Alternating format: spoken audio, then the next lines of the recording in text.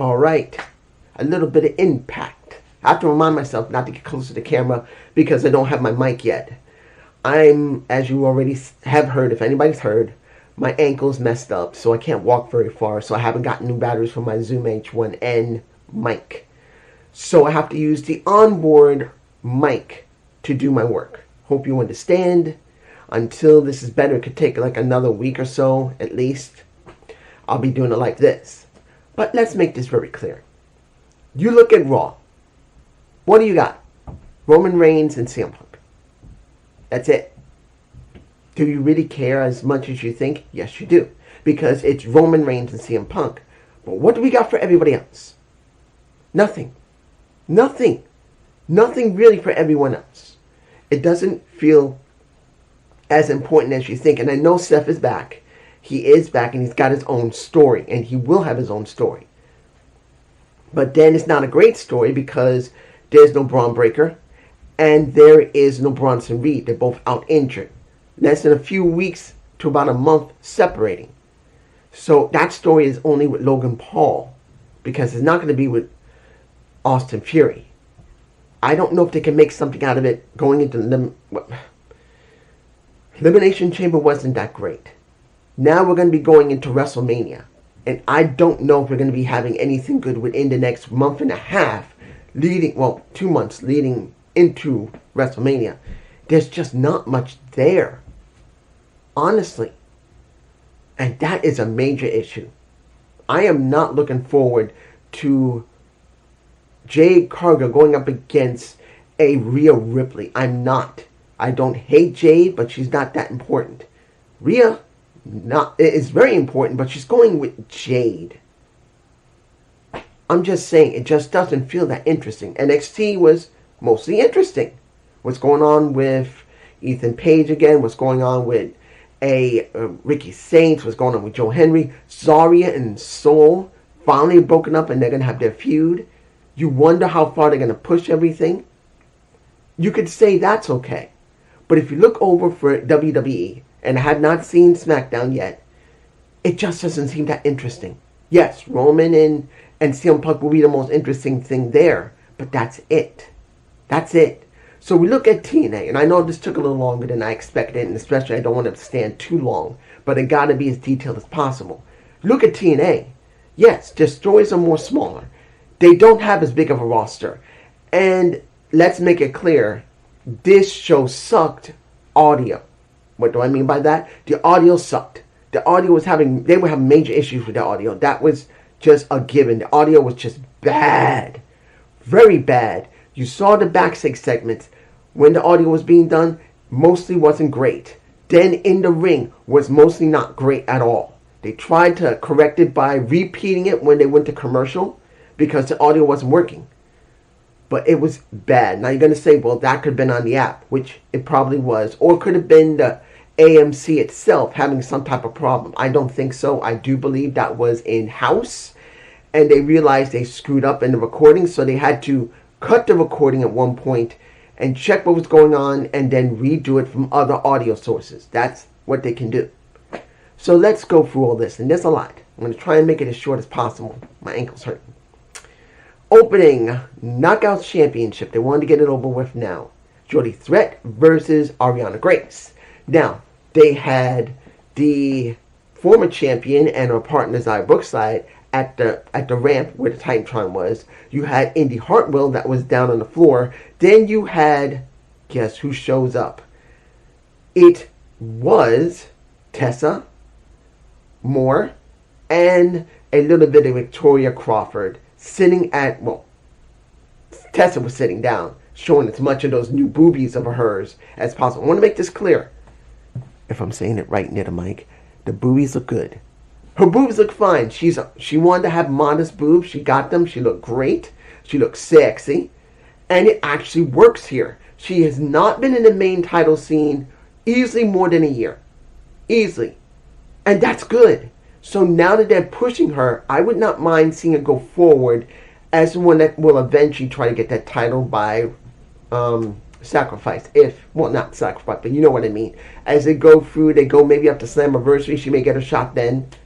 But I'm saying like Impact Plus shows or the main pay-per-view. I think would be best for Tessa then. That's more than a few months away.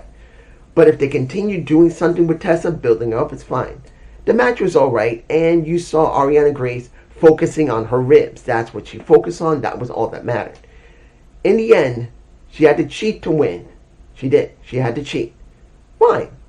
She had to do some cheating. Stax helped her a bit. Didn't really do much. And in the end, she managed to retain. Now, do I believe Ariana Grace is going to hold this up to sacrifice? There's a very strong chance she will hold up to it and go well beyond it. I don't think they're going to drop the storyline of her dad, that easily yet. If you don't like it, it's not the point. It's the point of being consistent with a storyline. One of the problems like AEW has, they have not been very consistent. They may show a storyline, but they have not been consistent in its writing. Yes, what's going on with FJF, what's going on with Hangman Page and Swerve Strickland has been generally alright, but let's be honest. Why did MJF have a match against Kevin Knight? Just an out of the way match. When Brody King had to do an eliminator, then he got the match. What was the difference? Nothing. They just wanted to give him a match.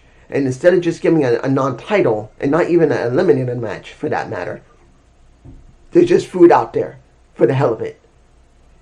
I'm just saying. So in this situation, the build is pretty good for TNA. Not saying it's great, but it's good that it's consistent. What's going on with Ariana Grace? I'm probably sure something's going to happen with her dad, that she's going to lose that title, and that's going to make it harder between him and Daria Ray. Moving on to the next match. You got the Fatal 4-Way. Let me give it to you like this. I'm going to say this. I'm going to say, when it comes to the Fatal 4-Way, did I really want to see the system? No. I mean, they're not doing anything with sinners and saints. Well, saints and sinners, I believe. Saints and sinners. They're not really doing much with them. They're just there. Then you got, well, BDE is not ready yet for prime time. He's just not. That's why he's working with Rich Swann, who decided to shave all his hair off because he's going bald. So he decided, you know what, my hair is just receding. Let's just get rid of it. And that's what he's done. No problem. Seeing that this situation where they decided not to use the Righteous because they want to extend that story of them trying to convince the Hardys that they should be trusted, they're in their corner, the system is the better choice in that respect. But do I want to see the system? No, I want to see the system do something entirely different. And we did get that with Moose. And I'll give it like this. Did you buy Alicia's talk? I'm sure many people are going to say, no, she's not that believable. Now, I think she did an okay job. She's never been a great talker. She's been a heater, but as a great talker, as a manager, she never has been. She does a few catchphrases. She does pretty well. But let's make it very clear. She's not great at it. But her talking about what's going on with the system, Eddie, Brian, I don't even recognize them anymore. I don't know who they are. Only thing I know is I was ready to walk away, but you convinced me to stay, Moose. And I'm doing this because you convinced me, because I had the right to bet on myself. So she chose to stay as his manager, where I think on and off she's going to wrestle. I don't think she's out of the ring anymore. I think she's going to wrestle sooner or later. And yes, you're going to say, dude, she can't wrestle. She's an average wrestler right here. She's not a great wrestler. She's average, and there's nothing wrong with it. Now, Moose, showing some friends from the Atlanta Falcons, fine. Showing that they have had his back, fine. And seeing that Moose is going after every single person in the system is like a bite off of Mike Santana. But in this situation, as he was a member of the system, it makes perfect sense. The person I would kind of wish that would show up during this situation will be Johnny Curtis. He does not have to wrestle. No one's saying he needs to wrestle. It's about him just showing up, talking in the back, because I'm being honest here. I don't have proof, but I do believe Johnny Curtis has now shifted from being an in-ring competitor to working in the back. And I truly believe he can work in the back. And if they get someone important, he can always be that manager that you can have, like Aaron Stevens in NWA. I truly believe he can be a good manager to somebody. Even if his in-ring work is over, He could be a manager. He doesn't have to beat his body up anymore. But if he only wants to be a producer or maybe a writer or maybe scouting for people, that's cool too. Because he has earned, he worked 27 years in the business. He doesn't owe anything to the business, but I know he still loves it. Moving on. Number 3. Let me say this for the third match of the night. I gotta say this. I know people are gonna say, and I have to really not be careful with my words, but I want to make it very clear what I'm saying and that you'll understand the situation. Mara Sade versus Elena Black. Elena Black. No, I don't know why I said Elena. Elena Black. I know you're going to say that wasn't a great match. It was okay, but it wasn't great. These two are not very compelling women. Listen to what I'm saying. In Elena Black, you're looking at a member of the Beautiful People. That is what she should be. She should be a member of the Beautiful People. Either Velvet Sky. I know you're going to say, why would Angela Love and Velvet Sky come back to moniker as a beautiful person? She needs it. She's more of a Beautiful People member than anything else. That's what she is. She can wrestle just like Angela Love could and Madison Rayne could. You can always say when it comes to Velvet Sky, she wasn't one of the greatest wrestlers, but she was a perfect heater. But I'm telling you now, she's like a Beautiful People member. But then when you look at Mara Sade, she is Lita. She's having the same clothing as Lita. She's doing most of the same work as Lita. Is she as comparable to Lita? Here's Lita. Here's Mara Sade. She has a lot more work to do to at least come up to here. Not here, just to here. So she's been here in NXT. Went to the Indies. Now she's about here. She needs to be here. She doesn't need to be Lita. She just is a Lita type. She feels like a Lita type. Is she overemphasizing her sexuality? Yes. Let's make it very clear. Her entrance is all her tits and her ass. And ain't nothing wrong with it. But Lita didn't need to go that far showing her tits and ass. She just didn't. When she was with Adam Copeland, she did. But when she was maybe in the ring with the Hardys, that's the reason why when she first came in, she worked with the Hardys because she is a Lita type. This is what you get. So you can easily say you got a Beautiful People member versus an Extreme member. Basically the Hardy Extreme member. That's what you got in this show.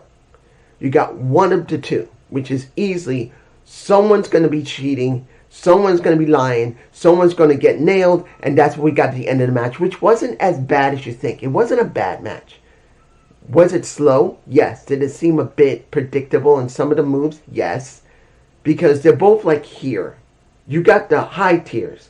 Then you got the advanced tiers. Then you got them around here. Mid-card tier. That's what they are.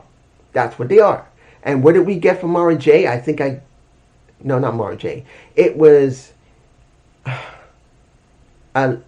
Elena pulls out brass knucks. I believe I got a shot of her hitting her in the head. That's in my face.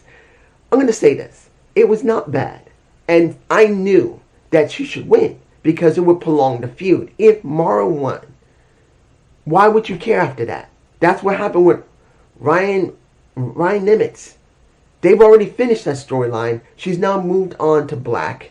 And it's obvious that is what you get. If she wins, why is she going to care that much unless it's going to be some type of really important type of match where there's going to be stipulation? There is nothing here yet. Mara's going to try and come after her after getting hit in the head with brass knucks. It's fine. Now, I got to say this as someone, yes, I'm a man. I like a nice body. But I got to say this as someone who wants to understand about ring attire. I want to make this clear to you guys. Ring attire is important to understand who the person is. It's not just putting on some tighty whities and a tight bra and just jump in the ring.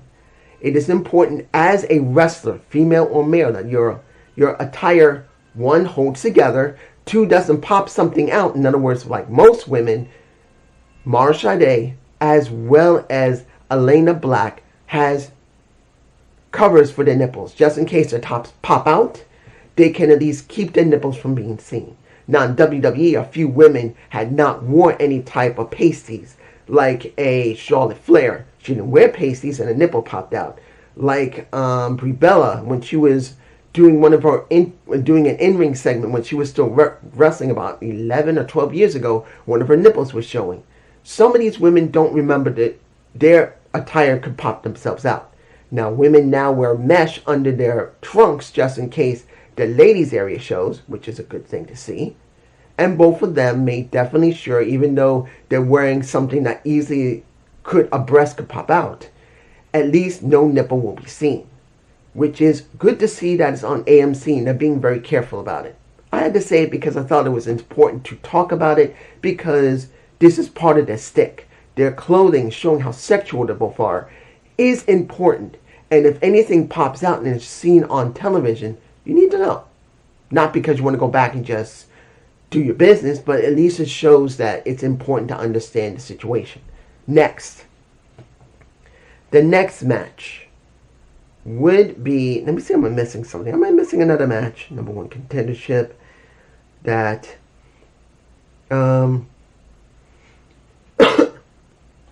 the fourth match, the X Division Championship.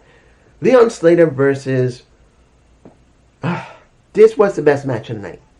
It's as simple as that. It was. It was the best match of the night. Yes, the tag team match was not bad. Mara Sade's match with Elena Black wasn't bad either. And neither was the knockout match. It wasn't a bad match for the world title. But this was the best match of the night.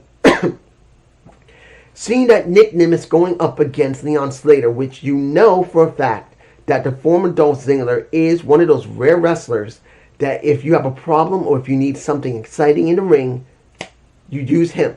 And they did. And this match was the best match of the night. I have to say this is one of the better matches I've seen in maybe about 4 or 5 months. And there's been a lot of good matches. Not great, but good.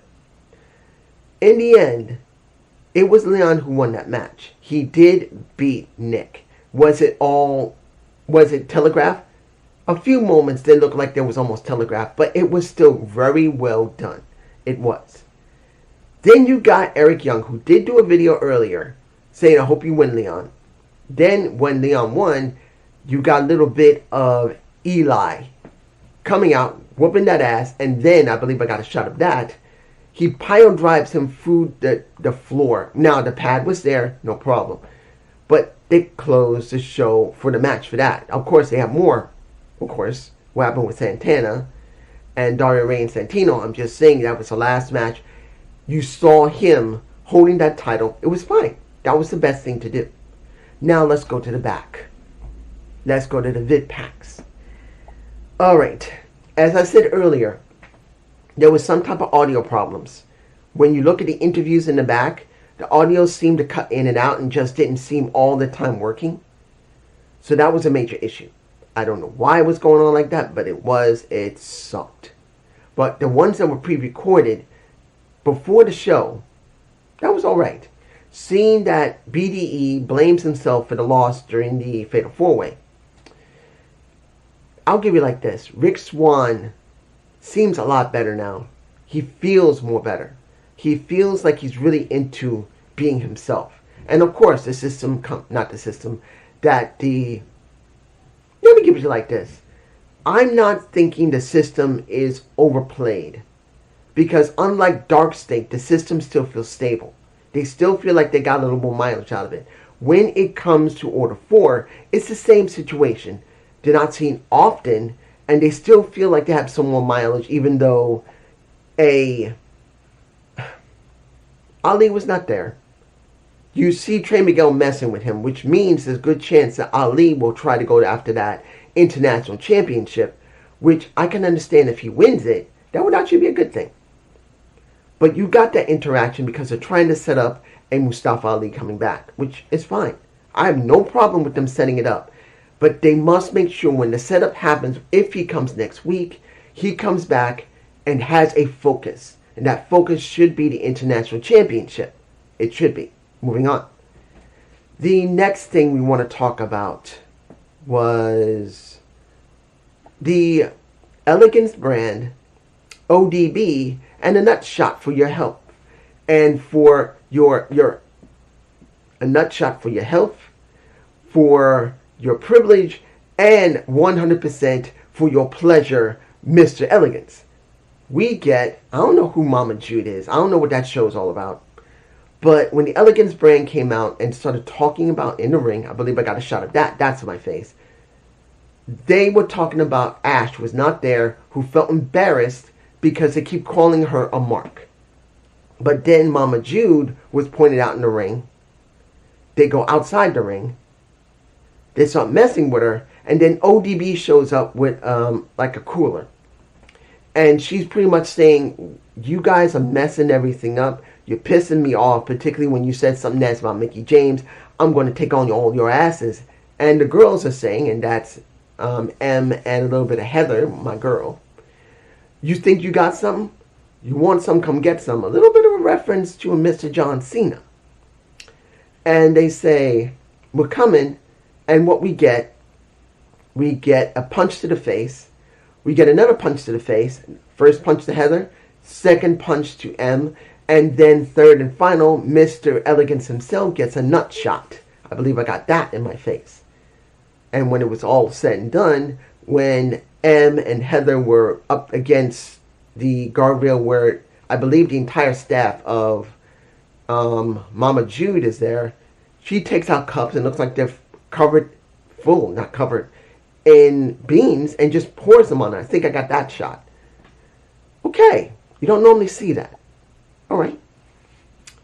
Now I'm going to talk briefly about the King's speech because we had to do a repeat again because the audio was not working. And the King's speech with Elijah, and it's not about what was spoken about because, of course, it was fine. It was. But the key here is this. Every time when Elijah talked, they dimmed the lights on... let me give you like this. I did enjoy seeing Elijah being spotlighted while Kaz was dimmed. That was something you don't normally see. Now, I'm not saying it was done greatly. I'm not saying that it was perfect because the audio for Elijah wasn't working correctly. The mic worked for Kaz, but his mic on his ear didn't work because the audio wasn't working correctly. So it's not about what was said. The presentation is what got me. That you don't normally see that from anybody. And I'm not saying Elijah's the greatest talker, but at least you did see something different. And I was fine with that. But then we got... I'm going to give it to you like this. When AJ Francis was talking in the back about Mace Warner, and I know I heard someone already said about Mace Warner, I did check, and it was mostly due to the fact of Steph DeLander not being able to be cleared.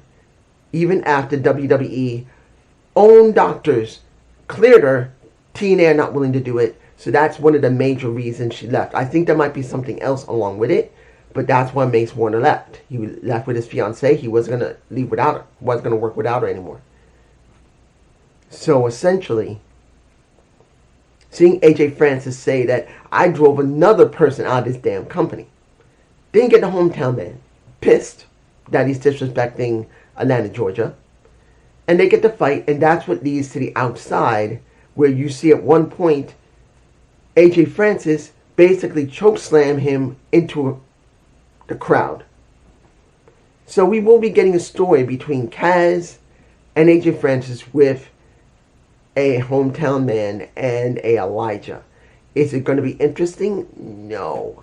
But since Mace Warner is gone with Steph DeLander because of what was going on with Steph, they had to compensate somehow. So they had to go from it being here to a step here. Now, I'm not against Elijah. I'm not. But they have nothing to build with. So once he had to be released, along with Steph, this is what was going on. And understand, this understanding I have is my point of view. Even though the sites do talk about, looks like that Steph wanted to get cleared and he refused. They're not disclosing why they left or the reasons were, but this is my humble opinion. And Rosemary. You think I was going to forget? I think the mic's over here. You think I'm going to be stupid? To forget Rosemary with Carlos Silva and the possible they're in my face. I'm putting the picture of a bloodied bunny in a bunny. Well, we haven't seen her in TNA in years. Years. She left around 2019 or 18. I think 18 or 19. I don't remember when Allie left with Braxton Sutter, the former Blade. Now he's known as Blade.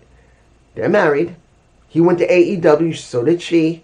That's where they're working with Butcher and Blade. She's not there now, and we now get a contract signing. What she wanted from Carlos Silva, he agreed, and now this, not signing, but like a list of what she wants. 6 things she wanted. One of the lists is gone, and one of them looks like Allie. The Lazarus Project, I think she called it. It started. So, if you don't know, just in case you guys don't know or maybe not remember, Cherry Bomb, the former Allie, ended her story in TNA by the death of the character herself. She was killed. Legitimately killed. There was blood, and they showed that she was gone and Rosemary was by herself. So now, if Allie's coming back, it's going to be the bunny, or at least Allie. They're going to bring her back. They're going to resurrect her through a little bit of finagling from Rosemary. This is what we're going to get. Maybe if they're smart, maybe they'll get this done before Slammiversary, or at Slammiversary they'll bring her back. Because really, people really loved Allie. But let's make it clear. Allie didn't do much in the AEW, so this is what we got. And finally, Mike Santana's talk about Tom Flanagan and Flanagan, and a little bit of Steve Macklin. He got what he wanted. Steve is back, and Tom is pissed. He did talk about in the beginning of the show, after the first match, what happened and how upset he was. Santana, at the end of the show, after the last match for the X Division, talked about how accountability was important, how Steve didn't understand that Tom and himself were doing everything they could to help him, but in the end, and he said this himself, you try to save everybody, you just can't save them all. Don't worry about it, baby boy, I'm going to come and get you. I want him back. So he calls out Santino, but Daria Ray comes out instead of Santino. And Daria says, you don't own this place, you don't run this place, I run this place. But you're right. This is compelling. So you know what? I'm returning him, basically reinstating him. But she said openly, you're not going to make the decision when it's going to be done. I will. But then Santino comes out as Mike originally wanted. And he said, since this is done, sacrifice, March 27th, I believe, it will be for the TNA World title. That's it. So when this was all said and done, and Daria didn't like that Santino added something what she said, they all disappeared. Let me give you like this. After Tom and Matthew talked about what happened earlier, you hear Tom being so upset. He was so upset that his friend was fired. He was so upset that his friend did what he did to him. And he knew what he was doing. He was trying to get his job back so he can get another title match. And he's got it. Tom is so pissed, and Matthew is pissed off as well. He said, you know what? You got what you wanted. And I hope you get what you want, which is a ass whooping, because you deserve it. So this is what I think about this situation. It is more done than what we normally would see in AEW or WWE. Now, is that type of story better than Roman Reigns and CM Punk? No. CM Punk and Roman Reigns has more prestige, more importance, particularly is going on to the biggest story they got, which is in biggest. They're not doing this as Slammiversary. They're doing this as Sacrifice. If they were doing this as Slammiversary, this something would be a bit different, but it's not happening. It is going to happen there. Sorry, I had to set the time. And I'm taking this out. But this situation, if this was at a pay-per-view, it would be much more important. But it's not. It's a sacrifice. It's a TNA Plus show. It's not gonna, unless that's going to be a pay-per-view. I don't remember. It might be a Impact Plus show, if I'm right. You can tell me below. As far as I know, it's not, but it could be. But is it more important than CM Punk and Roman Reigns? No. But I will say, as a story, it's compelling. It is a compelling story. Steve Macklin, everyone liked. He did the Feast and Fire. He lost. Blows his stack because he lost. Wanted to blame other people than himself, because he couldn't get the briefcase. Messes with the champ in the hopes that the champ would be so pissed because he knows Steve. Steve knows Mike, that he's going to want to rip his head off. So he forced it over and over again until either Santino or Daria reinstates him, which is now done. And then we get this match. Now, mind you, do I wish I had more time to build, like an extra week before they made the announcement? Yeah, but this is what we get. It's happening on 27th. And right now we are on the, what? The 8th? No, sorry, the 5th. I don't know why I said 8th. It's drying here, guys. Sorry. I'm like, I can see this. I can see these guys making it mean something before the show happens. Now, Mike said at the end, when that boy comes in next week, he's going to get got on site. The question is, how much is it going to happen? How is Daria going to mess with this situation? How is Santino going to try and make this situation work? It's a big question, but it's just me, and I hope you enjoy this. TNA Plus show. Please give me a comment below. I got my throat is itching and my ankle's hurting. This is peace.